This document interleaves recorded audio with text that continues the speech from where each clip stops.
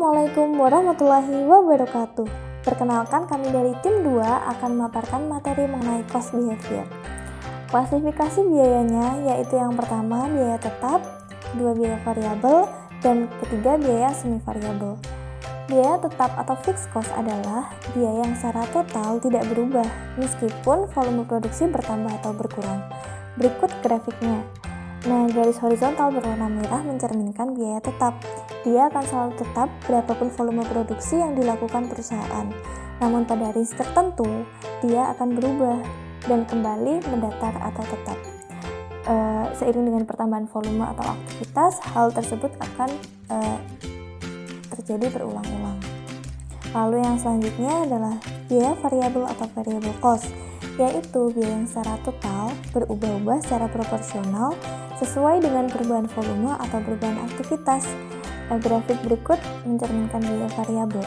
Grafik berwarna hijau menggambarkan bahwa biaya akan terus bertambah seiring dengan pertambahan volume atau pertambahan aktivitas. Lalu yang ketiga adalah biaya semi variabel atau semi variable cost, yaitu biaya yang memiliki unsur biaya tetap dan biaya variabel.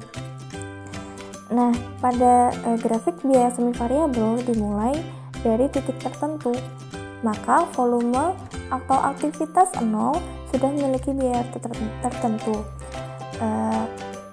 Garis horizontal berwarna ungu mencerminkan biaya tetap dan garis miring berwarna merah mencerminkan biaya variabel. Lalu yang selanjutnya adalah separating fixed and variable cost. Mengapa ada pemisahan ini?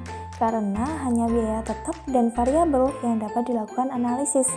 Maka apabila terdapat biaya semi variabel, harus dipisahkan terlebih dahulu ke dalam biaya tetap dan biaya variabel.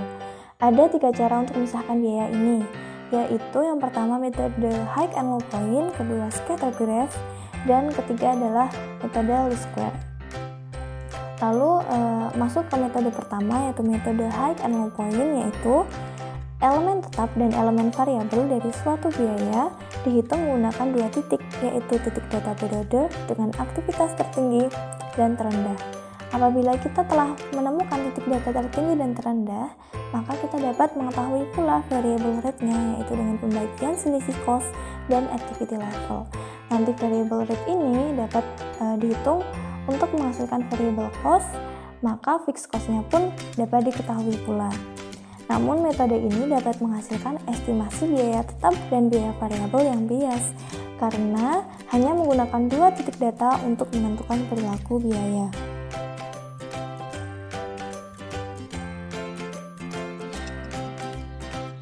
Metode selanjutnya yaitu metode scatter graph. Ini merupakan gambaran dari metode scatter graph. Apa sih metode scatter graph itu?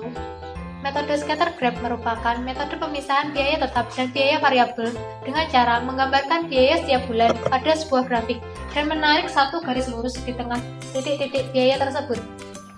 Bagian di atas garis lurus merupakan daerah dari variable cost dan daerah pada bawah garis lurus merupakan daerah fixed cost. Kemudian, metode selanjutnya yaitu metode least square, yang mana metode ini dianggap paling akurat daripada metode-metode yang lainnya. Mengapa? Karena metode ini dapat menghasilkan persamaan biaya yang dapat dipertanggungjawabkan secara ilmiah, serta tidak ada data biaya yang tidak digunakan. Metode ini dihitung menggunakan persamaan linier, yaitu Y sama dengan A plus BX, yang mana Y menggambarkan dependent variable, yaitu biaya yang bergantung pada biaya lainnya, yaitu independent variable yang digambarkan dengan huruf X. Dan A merupakan fixed cost atau konstanta, dan B merupakan variable cost per unit. B dapat dicari dengan menggunakan rumus sigma xy min x bar dikali y min y bar dibagi sigma xy min x bar kuadrat. Untuk mempermudah penghitungan, maka kita dapat menggunakan tabel seperti pada gambar. Kemudian setelah B dapat diketahui hasilnya, maka kita nanti dapat mencari nilai A dengan persamaan linear tadi, yaitu Y sama dengan A plus BX. Kemudian terdapat koefisien korelasi dan koefisien determinasi. Koefisien korelasi dapat dicari dengan menggunakan rumus sigma y min y x bar dikali y min y bar dibagi akar dari x y min x bar kuadrat dikali sigma y min y bar kuadrat. Dan koefisien determinasi dapat dicari dengan mengkuadratkan R tersebut. R ini dapat bernilai negatif maupun positif. Koefisien korelasi itu menggambarkan apakah terdapat hubungan antara independen variabel dan dependen variabel.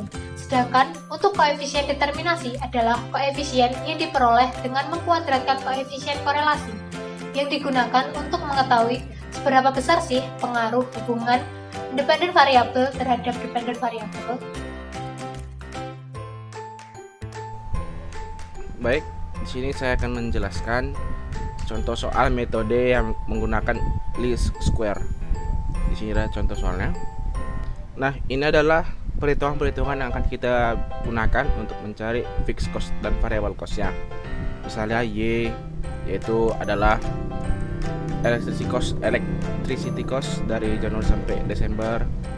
Kita akan mencari cost deviation-nya untuk mencari rumus nanti. Terus kita dapat machine hour dari data tadi.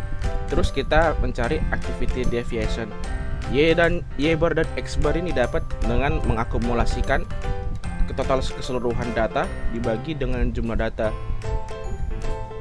Terus variable rate itu adalah total penjumlahan dari data-data tadi. Didapatlah angka 54.600 dibagi 123.000, hasilnya adalah $0,44. Fixed cost atau A adalah Y bar atau rata-rata tadi dikurang B X bar. Dapat angkanya 1.500 dikurang 0,44 dikali 2.600, hasilnya dapat $356. Selanjutnya adalah soal koefisien dari korelasi dan determinasi. Ini contoh soalnya. Nah, untuk mencari koefisien korelasi yang dilambangkan dengan R adalah total dari XI dikurang X bar dikali YI dikurang Y bar. Dapat angkanya 1564 per akar dari total dari XI dikurang X bar kuadrat yaitu 850 dikali YI dikurang Y bar kuadrat yaitu 3400. Maka dapat hasilnya 0,92. Adapun koefisien determinasi adalah hasil kuadrat dari koefisien dari korelasi yaitu adalah 0,8464.